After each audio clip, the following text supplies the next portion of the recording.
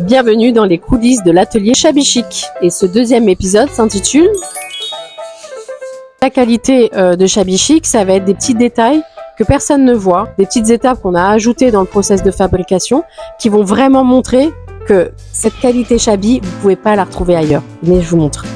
Donc là, comme vous pouvez le voir, chaque pièce est reprise avec une épongée de l'eau.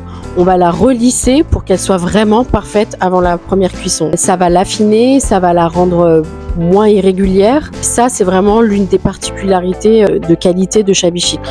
Donc après la première cuisson, quand on a le biscuit, on pourrait directement aller peindre le motif dessus, mais nous, on a rajouté une étape qui est très importante, c'est qu'on va poncer chaque pièce avec un papier de verre qui va enlever toutes les irrégularités, encore une fois, du biscuit et donc mieux accrocher non seulement les couleurs, mais les mailles transparentes qu'on va mettre dessus. Donc ça, c'est vraiment la signature Shabby.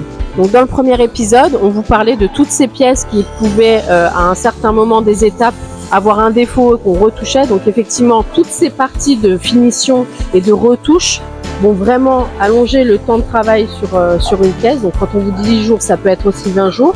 Mais rien que les 10 jours, en fait, il y a peu d'artisans qui les font. Ils peuvent faire des pièces en 2-3 jours. Nous, on a vraiment choisi de faire 10 jours pour qu'on ait des pièces vraiment de qualité.